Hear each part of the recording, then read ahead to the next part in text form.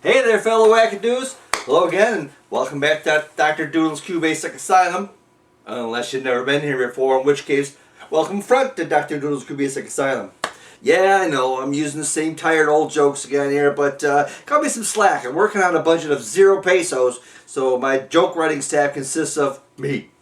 Anyway, for those who've never been here, I am your guide and chief nut job here, Dr. Doodle. That's me. Now, if you notice the title up there somewhere, what sort of QBasic madness is this? So what's going on this time around? Well, we're talking about sorting algorithms, specifically the bubble sort algorithm. Now, I don't know about you, but I've been watching these channels on YouTube lately, all these different videos of sorting algorithms, and I could just zone out for hours watching these things. But I've decided to do my own sorting video. Now, this is the simplest algorithm there is, called the bubble sort. And so, we got this up. Let's see what this does. And hang on a second here. Alright, now as you see, we have these 10 paper strips of different lengths. We want to sort them. Now, assuming we're doing ascending order, meaning from smallest to largest, we want the smallest one here, largest one there. Well, then we just start by checking each pair of or subsequent pairs of strips and comparing them. So these two, for example, the first pair, they're in order because we want to go smaller or larger. Now the second pair here are out of order. We want the smallest first, so we swap them. These guys, they're good, but here, this fourth pair here, out of order, so we'll swap these guys around. And again, swap these around. We want the smaller ones first. Again, swap these around. Now this guy's pretty big, so he'll end up going pretty much to the end. Swap again, and swap again. So now we've got the largest one to the end here. We start back at the beginning. They're good, they're good. Oh, need to swap these two. Fourth pair is good. These two need to swap. And these swap. Of course, we want the smaller ones up front. Yep, swap these two here. These two. The final pair are good, so we'll leave them be. Back to the beginning. Good. Oh, these two need to swap here. These two are good. These two need to swap. This pair swaps. You can see the whole repetition here going on. We just check by pair by pair by pair. Now back to check these two. They're good. These two, they're good. Back to the beginning now, and we swap these two. They're good. They're good. Swap these two. Good. Swap these two. This obviously needs to go further forward. They're good. They're good. They're good. Back to the beginning. And so good, good, good. These two swap. Yep. Like that. These two are good. Swap these guys. Good, good, good, good. Back to the beginning. Good, good, good. Swap these two. Check, check, check, check. They're all good. Back to the beginning again. It gets repetitive here, but we're doing the same thing. You keep checking, comparing, swapping if necessary. And looks like finally these two are good. The second pair swaps. Good, good, good, good, good, good, good, good. All right. So there you have it. That's a bubble sort, and as you notice, the larger ones ended up going to the back, whereas the smaller ones just sort of bubble to the top. Hence the name bubble sort. But if you noticed, what I did there was I check. But after these two are sorted, these two are sorted, there's really no need to keep checking. For example, let's swap these again and do this here. Swap around, make a big mess. Oh, look at this mess here. Put them about somewhere around there. And like that. Come on. Straighten up, fly right, guys. Straighten your tie here. Alright, this time, let's assume we want to go descending order. Largest here, smallest there. For whatever reason we want them to descend. So just like before, we check the first pair. And they're good. Larger, smaller, great. Second pair, well, we need to swap these guys. Swap these two here because we want the larger up front. Those are good. Swap these guys. Swap. Again, they're out of order. Swap these. Hey, get there. Definitely swap these two. And finally swap these two. Good, good, good. Now we've been through the whole thing once. We know that's the smallest one. No need to check that anymore. So we start back to getting, that's good in order. They're larger or smaller. These two need to swap. These two need to swap. Nope, no they don't. My mistake. These two swap, yeah. These two swap. These two swap. These two swap all the way down the row here. But now we know that's the last one, so we don't have to compare this last pair. They're already in order. Back to the beginning, and we swap these two. Yep, larger. That's good. These two need to swap. These two need to swap. I'm sure you're sick of me hearing me say it, but swap, swap, swap. Here we go. All right, now again, these three, they're done. We don't have to bother checking them again. Back to the beginning, we're good. We swap here, swap here, and they're good. Swap these two because we want the larger guy first. Swap like that, done. Back to the beginning, they're good. Swap these, good. Swap, swap. Back to the beginning. Let's see here. Yep. Nope. Just swap these two like that. And then that one's good. This one needs to swap. These swap. Back to the beginning. Good. Swap there. Swap there. Back to the beginning. If you notice, we're ignoring these. They're already sorted. We don't have to worry about them anymore. So swap these two. Swap these two. And finally swap these two. Now we know they're all in order, largest to smallest, and there you go. Just the large ones bubble the top, small ones sink to the bottom. So there's your bubble sort. Again, the simplest, the slowest, but probably the oldest algorithm there is. And there's thousands of different algorithms you can sort these things. But now what do all these bars mean? I mean, beside pretty colored strips of paper here, what's it all about? Why do we want to sort these things? Well, as in the example you'll see here, let's say we assign a value to each of these. Like these represent salespersons at a car dealership, and this salesperson sold this many, this salesperson sold that many, and this one only sold that many. So we sort these out, and you can say, well, who sold the most, who sold the least? There you go. They use this algorithm, and granted it's slow, but on today's supercomputers out there, most times it's fast enough not to worry about it, but back in the day it made a big difference. A sort like that might take you hours. But there's the bubble sort algorithm. We'll bring it to the computer over there and we'll see how this works. Hang on. Alright gang, so if you're old enough to be, well me, you've undoubtedly heard the term technical tap. That's when you'd have an old TV, a radio with some gadgets on the fritz, so you call a technician, they'd come up and give it an old smack upside the thing, and then rattle whatever tubes or resistors are loose, and boom, it's working again. Well, the same concept happens not just with TVs and old tube things, but also with hard drives. Witness this here. Fire this pig up. Yeah, boop, there we go. And what do we get? She's starting up, allegedly. Memory's good. And there we go. The following configuration options were automatically updated. No fixed drive present. Well, hang on. Let's do this. One second. Panel off here.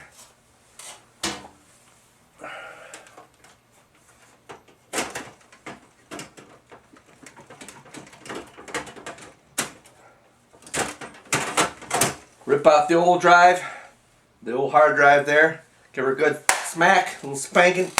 Take that. Slap her back in.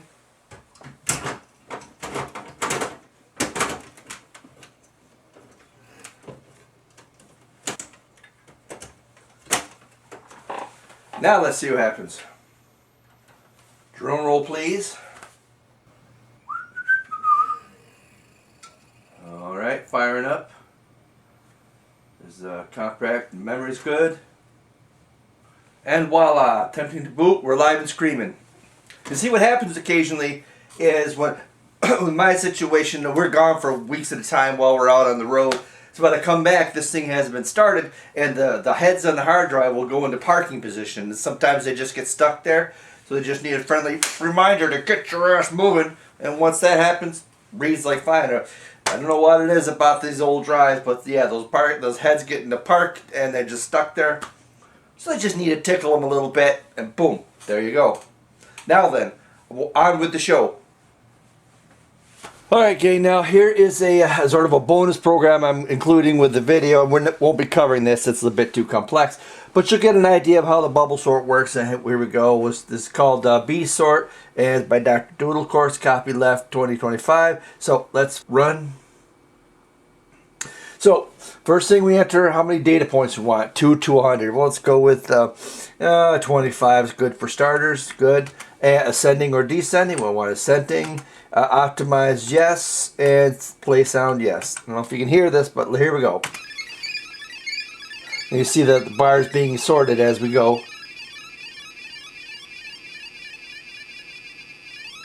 There you go. Well, that's the bubble sort. Let's try this again. This time, we'll go with yes sort again.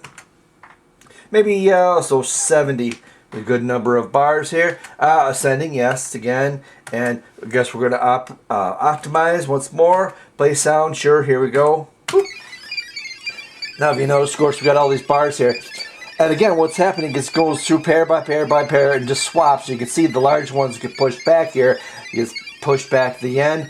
And as they get pushed back, the smaller ones just kind of bubble towards the front of the list there, hence the name bubble sort.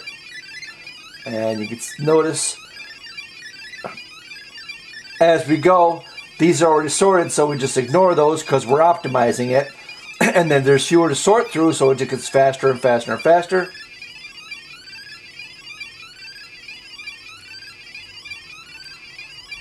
See, again, the shorter ones are just bubbling toward the top. This one's already in place. Oh, look at this guy here. Tiny little squirt. We're getting there, fewer and fewer to sort through, so we're speeding up.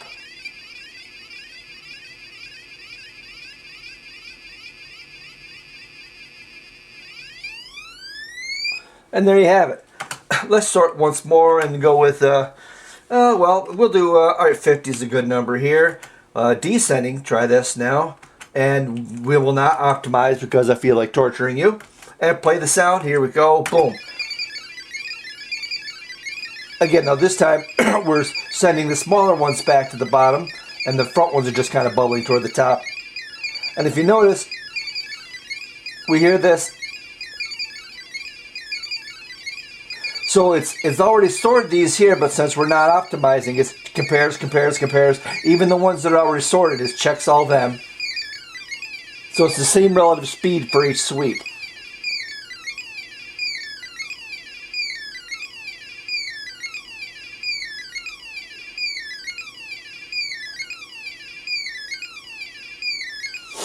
If you haven't fallen asleep, that thing in there, we're almost done.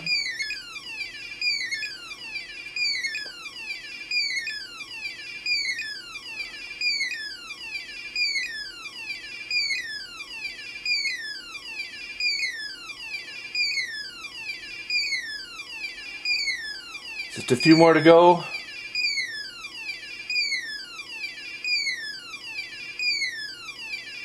And there you have it. So that's the bubble sort. We're done there. Now the next program we'll bring up here, we'll see, we'll actually put this to use. I mean, what's the point of sorting all these colored bars? What do they mean? What do they represent? Well, we'll see that in just a second.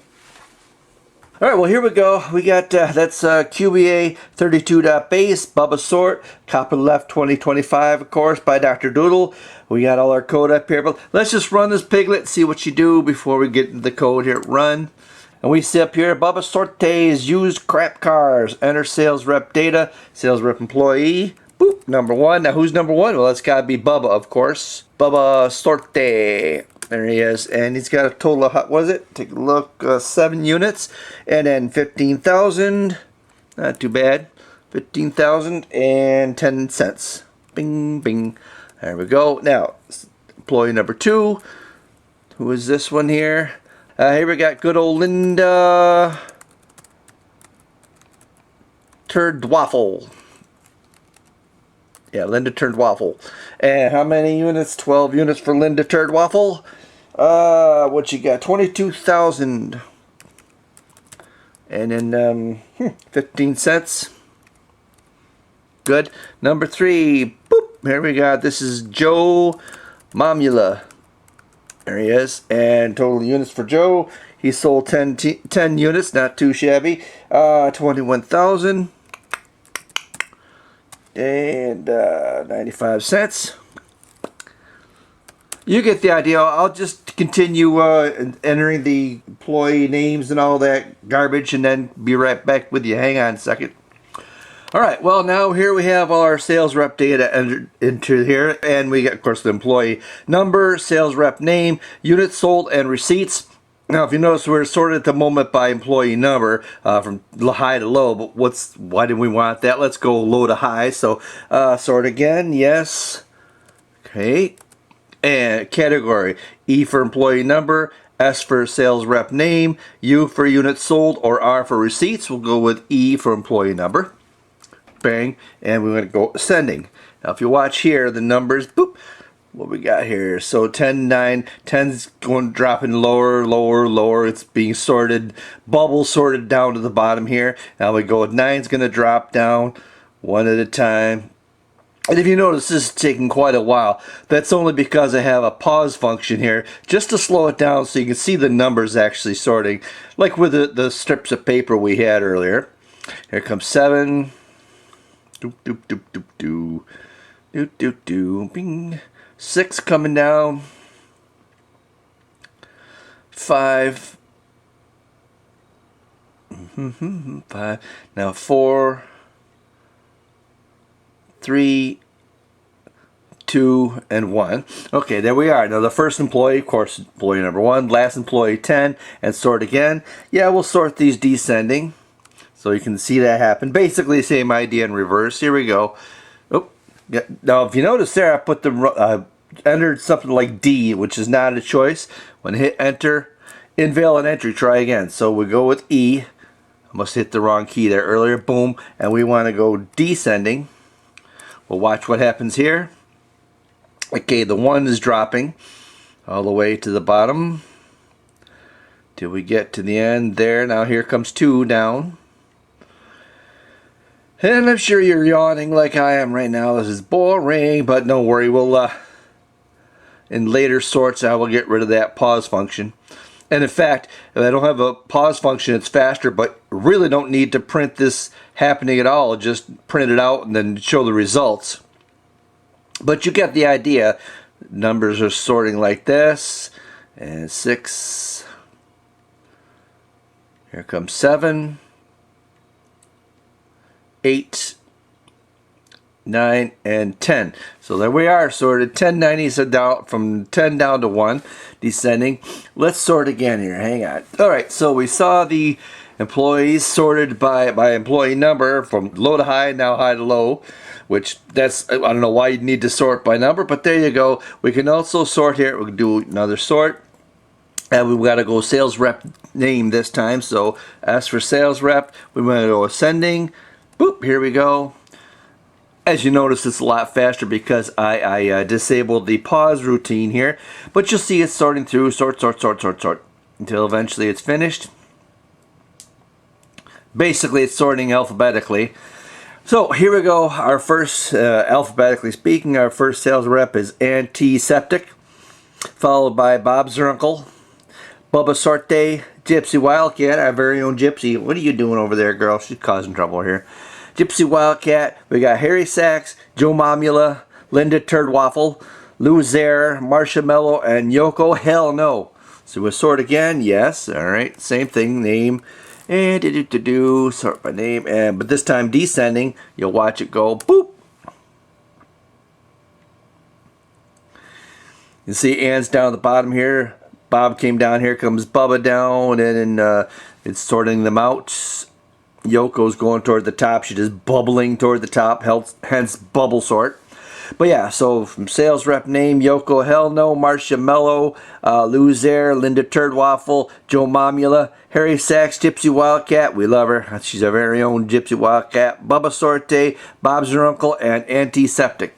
So this is really meaningless. What do we want to know here? We want to know who sold how many, who gets promoted, and who gets shit canned. So let's sort by units sold here. U for units. Ascending. Bang. Here we go. Boop, boop, boop. And we're doing our sort.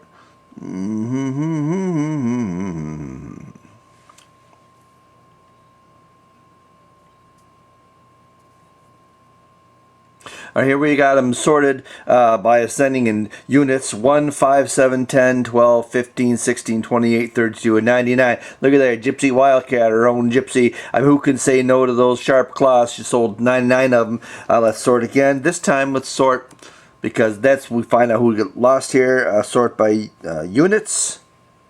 And descending, we'll find out who sold the most. Well, we know already. That's Gypsy here. She comes bubbling toward the top.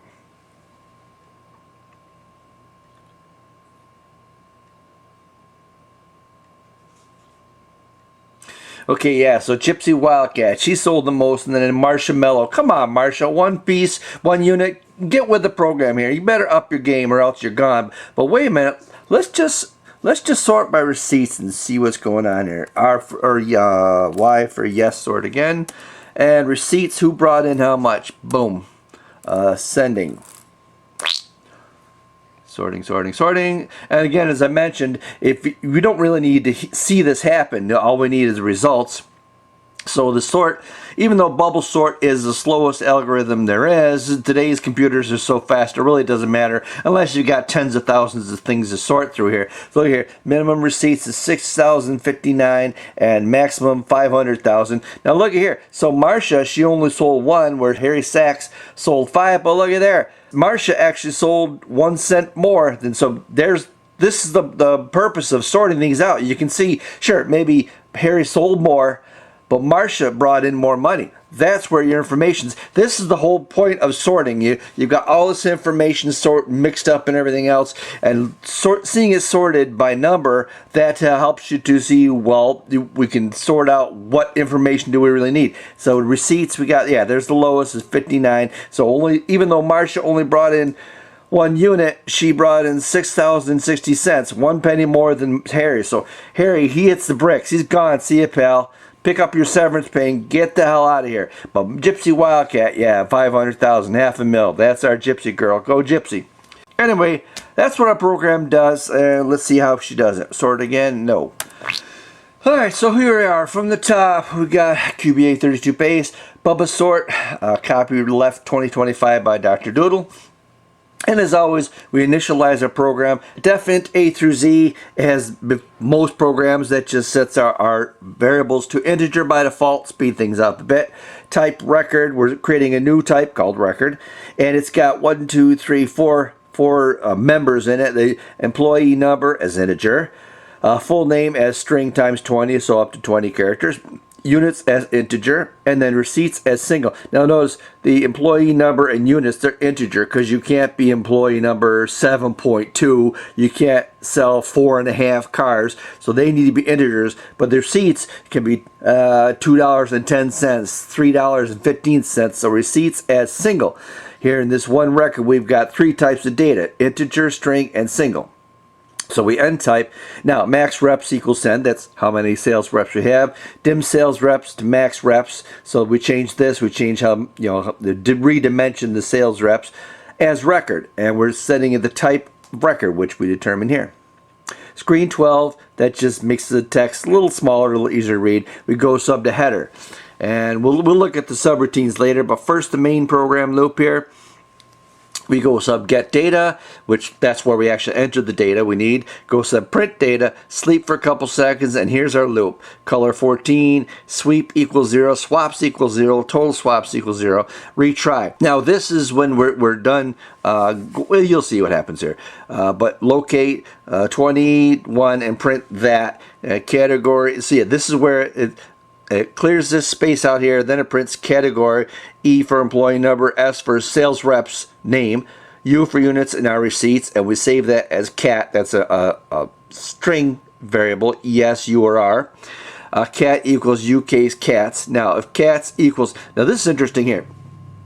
Remember earlier when I asked what category you want to sort by, ES, U, or R, if I put category Z or category L, well, those aren't valid. So here we go. If cat equals E, or cat equals S, or cat equals U, or cat equals R, then nothing. Just don't bother with it. It's fine. Else, if you type some other letter, some invalid letter, then we locate 20. 1 and print invalid entry, try again. Sleep 1, go to retry. See, now this is back up here. So in other words, if we haven't typed E, S, U, or R, then it's invalid. So we drop down to else, locate 20, print invalid entry, try again. Sleep for a second, go to retry. Whereas if it is E, S, U, or R, we don't need to do anything. Not right now anyway. So we get our category, what we want to print, and locate, input, sort, ascending or descending, AD, go sub-sort, and stats. Now that we've selected what category we want, whether we want ascending or descending, we're all set. We can go to sub-sort, which sorts it accordingly, and then stats, which shows the information on the screen. Now we locate 25.1, import sort 1, yes or no, and locate 20. This just clears out all the crap we don't need. Loop while in case yn equals yes. So if sort again equals yes, then we go and do the whole thing again. If it's no or any other letter really, then we're done. So we clear the screen and system. So here's our subroutines. Scroll down here. Header, pretty simple. This just clears screen, color 13, locate, print, Bubba sorts, use crap cars, and then of course the underscore there, sleep 2 and return. Boom, simple. Get data. Goes to blank screen, which I don't think I need to explain too much, it just blanks the screen. Set the color to yellow, enter sales rep data, print that. Now we're looping from for X equals 1 to max reps. So again, we initially set max reps to 10, so 10 representatives. If it was 3, if you had 3 employees, you'd set max reps to 3. If you had 25, whatever. So input sales reps employee number. Now here's where we got this sales reps X. That's the array that holds the sales reps information. And remember, it's type record, which has these 4 units in it. So here we go. We got inputs, sales rep employee number. And this is sales rep X, which 1, we start with the first employee, and then dot employee number. So we're getting the first employee's employee number. Now we come input sales rep full name, sales rep 1 dot full name. We're getting their full name. Sales rep unit total, total units, excuse me, sales rep 1 dot units. And then finally input sales rep receipt, sales rep 1 dot receipts. So that's the first one. Next time we come around, X is now 2, so sales rep 2, the second sales rep, their employee number, second sales rep, full name, second sales rep, units and receipts, and round and round and round all the way up to max reps, which is 10. Now we locate here, print spaces just to clear stuff out so we can input again. Basically, it's just loop. It gets 1 by 1. It gets the sales reps, employee number, full name, units, and receipts. Simple enough. Next, print data. Goes to blank screen, print sales data, print, and then employee number, sales rep. These are categories up here. And locate. Yeah, okay, so this is interesting. We got, what color is it? I think it's purple, I believe it is. Color. Yeah, color 13. Yeah, which is that purple. So it's already set to color 13. So the employee, sales reps, name, units sold, and receipts, that all prints in purple. Now we change color to 14, yellow. Locate 161, print E, so that's yellow. Print S in yellow, print U in yellow, and print R in yellow to highlight which your selections are. Now for X equals 1 to max reps, and we got color 8 plus sales reps X dot employee num mod 8. What the hell's going on here? Well, what we're doing is we're looking at the employee number, and we're setting the color appropriately. So for example, the first employee is number 1, so 8 plus 1 is 9, that's color 9, which is that lighter blue color. And then we locate and print the sales reps employee number, name, units, and receipts in blue. Next time around, employee number is 2, so 8 plus 2 is 10, which is, I guess, a light green. It prints all that data in light green. Next time around is 3, so 11, which is the aqua. Prints it all in aqua. Around, round, round, until we get up to number 8. That would be, what, a 15, I guess. Yeah, so white. Next thing, if there's another employee, employee 9, we divide by 8, and the remainder would be 1.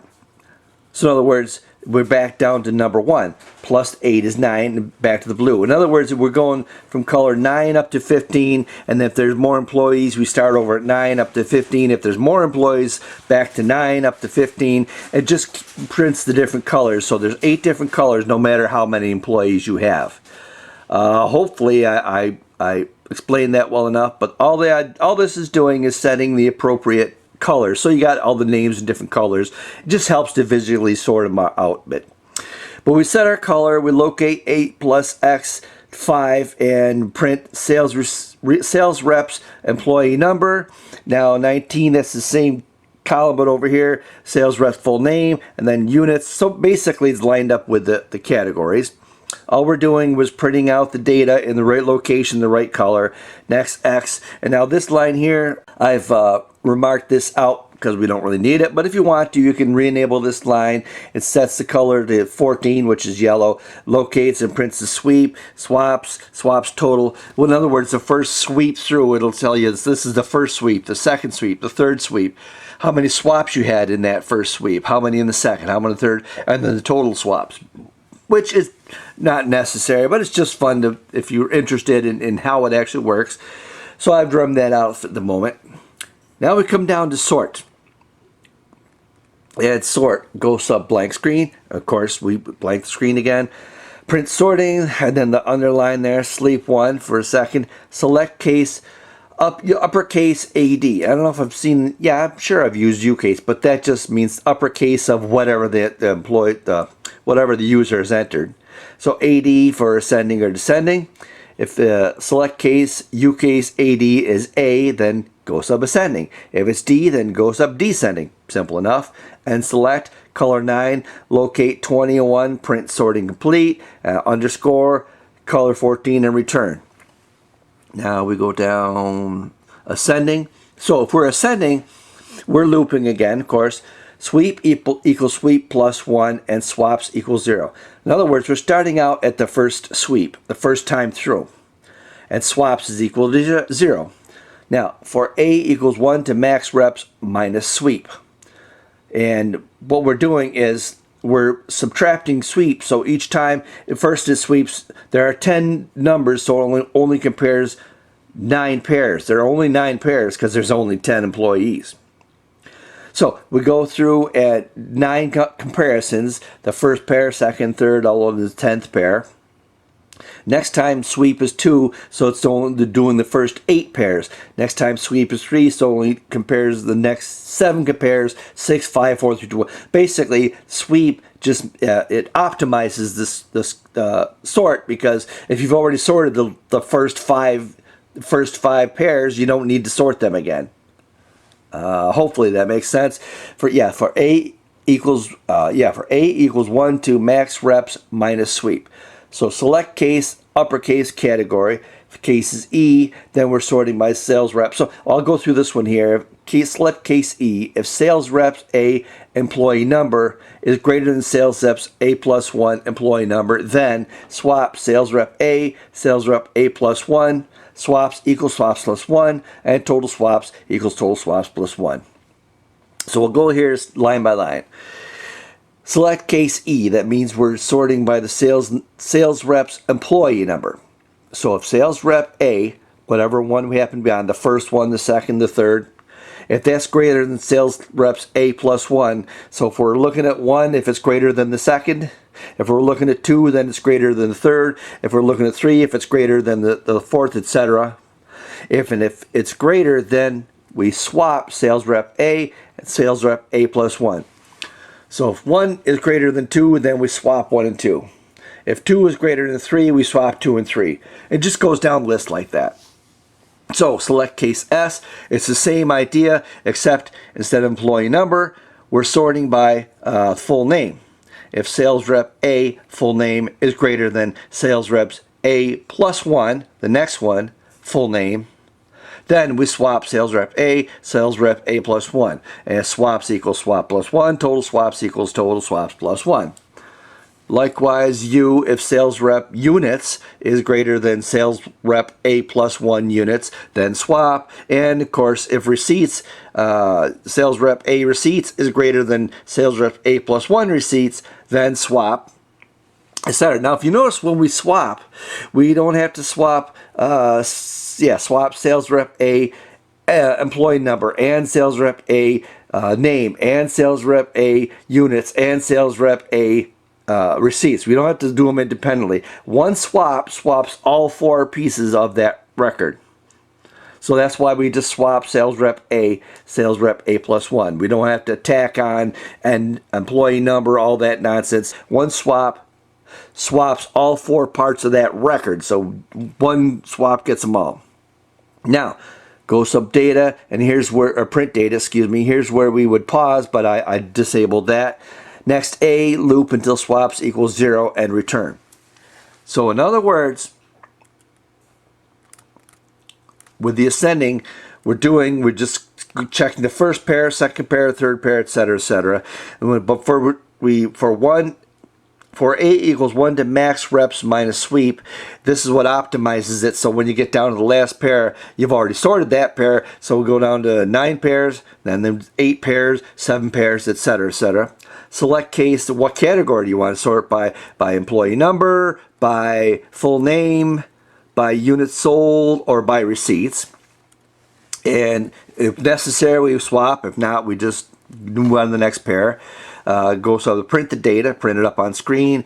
We don't need to go with pause right now. The next A in a round loop until swaps equals 0. So in other words, let's say we're swapping ascending 1, 2, 3, 4, 5. If the numbers just miraculously happen to be already 1, 2, 3, 4, 5, then there are no swaps. You're done. You don't have to go through each pair. Just go through the first sweep once. If there's no swaps, no matter what else happens, you're done. They're sorted. Okay, descending is virtually identical. The only difference with descending is, you notice, instead of greater than, it's less than. Greater than is less than. Greater than is less than. So it's identical code, but instead of greater than, if sales rep A employee number is less than sales rep A plus 1 employee number, then swap. So descending works the same way as ascending, but just less than instead of greater than. And of course, loop until the swaps equals 0. If there's no swaps, you're good. Blank screen, line 0 to 30 to 650, 480 box fill. That just prints the big black box, just clear the screen. Locate 4-1, color 9, and return. Now stats, okay. If you want to see it, you can re-enable this line here, locate 21, print total swaps, and it shows how many swaps you made when your particular sort, which don't need to know, but if you're interested. Now we locate 23, 1, select case, uppercase AD. Okay, select case A. Okay, what this does, these are the stats. So if you happen to be sorting by employee number, it prints the first employee and then the last employee. And if you're sorting by name, it prints the first name and the last name. Likewise, units, least units sold, most units sold, minimum receipts, max receipts. And that's if A. But if you're descending now, sorting by employee number, instead of first and last, now we're showing last name employee and then the first employee. Last employee name, first employee name. Most units sold, least units sold, max receipts, and minimum receipts. In stats, that just prints down the bottom. After the sort is complete, it showed who sold the most, who sold the least, who earned the most, who earned the least, etc. Then finally, pause. Okay, now pause is interesting. T1 is set to the timer, and do T2 equals timer. A loop until T is greater than timer plus 0.3 return. So what we're doing is we're setting T1, time 1, to the timer, whatever timer happens to be, however many seconds past 0. Now we loop T2 equals timer. Each time through this loop, T2 is updated, and we loop until T2 is greater than the time 1 plus 0.3. Now this is handy because with sleep, you can set it for, sleep for, or just wait for 1 second, 2 seconds, 3 seconds, but you can't do half a second. You can't do 3/10 of a second. Well, this does. Instead of 1 second, it just goes clicks, timer clicks, counts timer clicks, and if a timer click is greater than timer 1 plus 0.3, then return. Again, it's just pauses for a fraction of a second, I guess. Okay, that's the code. Guess I've explained it as clearly as I can, but just look through line by line and watch the video again if you need to. So I guess that's it for the code. Now we go to Supeeriors and we'll see what's going on next. After that, we come back, button this thing up, and send you on your way. Hold on just 1 second. Supeeriors! Alright, in this edition of Supeeriors, well, if you recall last time, we covered a gentleman by the name of Izzy Swan, a woodworker, and in keeping with that theme, yet another genius woodworker, a gentleman by the name of John Heisz, and you should know that's H-E-I-S-Z, not two S's. There's another John Heisz, but it's John H-E-I-S-Z. His channel, John Heisz, I Build It, and he builds it, let me tell you. Oh, he's got, what, over 630 videos, thousands of subscribers, and jigs, all kinds of crazy jigs and amazing things he comes up with. But I've picked a couple of highlights that I really, wow, was just blown away with. But let's take a look at this first tab here. And what is this one? All right, now what he's doing here, he's got a table saw insert. He's drilling a hole there. And then he puts a screw up underneath so it points out just a little bit. After that, to put it back in place, just fast forward a bit here. Yeah, see, he runs a piece of wood across, and the little screw that's sticking up scratches a line, so it's a marking gauge, basically. He uses the insert on his table saw to make a marking gauge. Ingenious. This is just a little 2-minute video, but let's take a look at, pause this one. Here he actually uses it to make a self-locking sandy block. I mean, isn't that cool? You just slide it in, close it up, there you go. It releases the mechanism that clamps the sandpaper down, and then when you close the handles again, it clamps the sandpaper. Again, mind blown. I've had little blocks of wood. I just tape it up, and within 2 minutes the tape's pulling off, and the sides are catching and everything else. And well, it's just, there's another genius idea. What is this one here? Oh yeah, grinding on a table saw. If you're a long-time viewer, you may recognize. Where is it? The base. He's put a grinding wheel where the table saw blade goes, and he uses it for, in this particular video, he shows he's got a planer. He actually sharpens the blades of his planer using the table saw. And put the jig in place and move the fence over so that it guides the jig. Then I can slowly raise the wheel again so that it's just touching the knife. Who thinks of this stuff? Wow. Ingenious. And what's this one here? I think this is my favorite one. This is what I'm thinking of. Yeah, this is cool. I can show you. Here we go. He puts a block of a sheet of sandpaper on this block here, and it puts that frame down over the top there to hold it in place. Just presses it down in there. There we go. Now we can sand small pieces of stock just like this. Look, ingenious. Wow. I wish I'd thought about that years ago. What's another good one here? Oh yeah, this one's interesting. If you've ever used a dead blow hammer where it's got like lead shot in the center or something, he does the same thing. He's got a hammer. Instead of shot, he uses spare change to deaden the blow. Nickels and dimes. He puts them in there. And this is what it sounds like when you shake it.